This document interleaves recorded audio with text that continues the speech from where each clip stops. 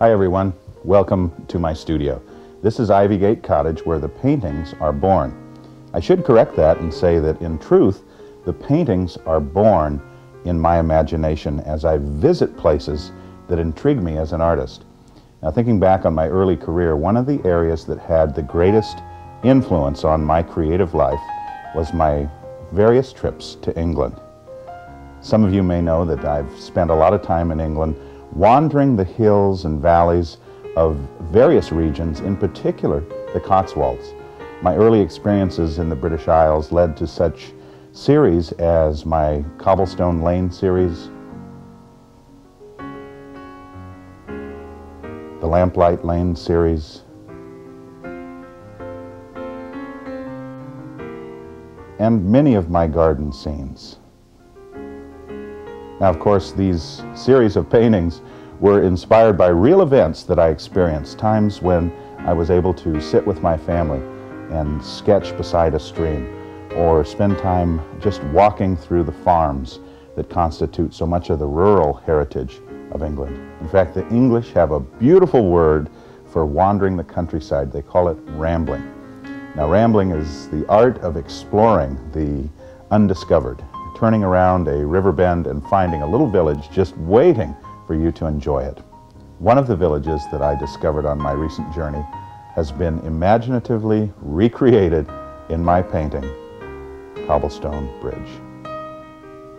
Cobblestone Bridge is a daydream to me. It's more than a real place. It's a place that exists as a combination of a real place and the imagination. I think one of the wonderful things about being an artist, you're not married to what you find in a given location. You can take it and reinterpret it for your own creative ideas. In this painting, I was really excited to include the Celtic cross that you see on the right-hand side of the painting. Now, those crosses are a landmark you see all over the countryside, and they say that the crosses lead to London, and they also lead to God. To me, the English concept of the country cottage is one of the most distinctive architectural forms I've ever painted. In the villages where the streams run through the village, the reeds that grew along the banks were used for thatching. And thatching is an art that is still very much alive today. In fact, my wife Nanette and I had a chance to spend time with a thatcher and watch his art as he carefully crafted the roof. They say these roofs can last as long as 75 years. Now, that's a lot of reeds and piled very thickly to achieve that kind of durability. The stone church that we see as the centerpiece of our village is very typical of the country churches you see in southern England. The stonework and the inset flint stone is a type of construction very common, especially in Hampshire. Now, many of you are familiar with the Cotswolds, where I've painted many times. That is a golden, honey-colored stone they call Cotswold stone. But in the south, they have different rocks, different type of stone processes. In addition, you see a lot of brick accenting.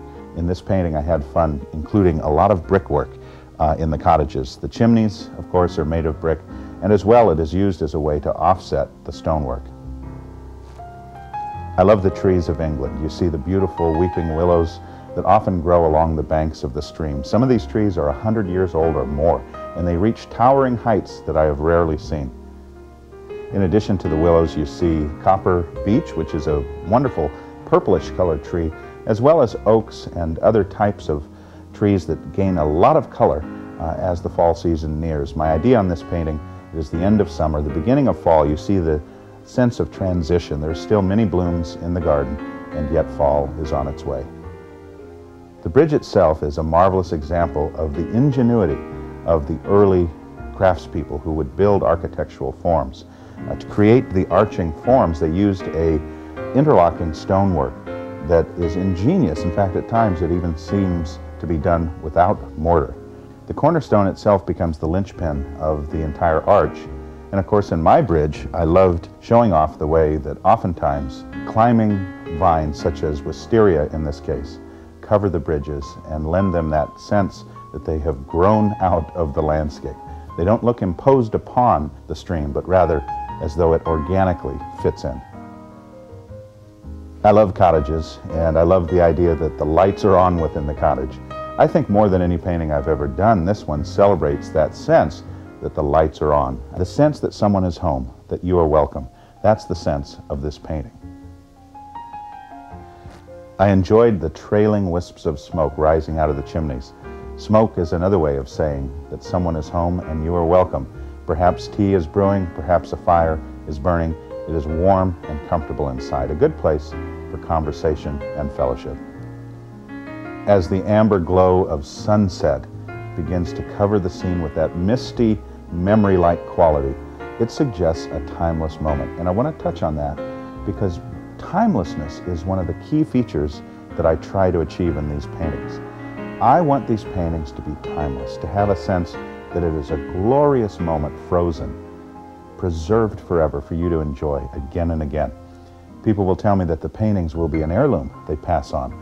What an honor to think that these paintings become a timeless moment frozen that will be passed on through time to other generations.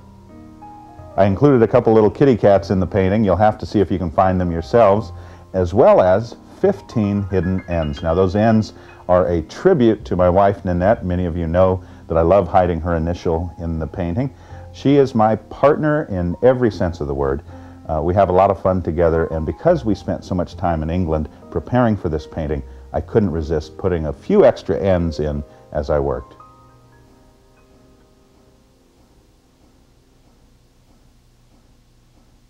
My particular passion as a painter is to use whatever talent I may have as an artist to bless the lives of others. I pray that this painting will bless you and your family, and that God's light will shine a little more brightly in your home through this work. God bless you.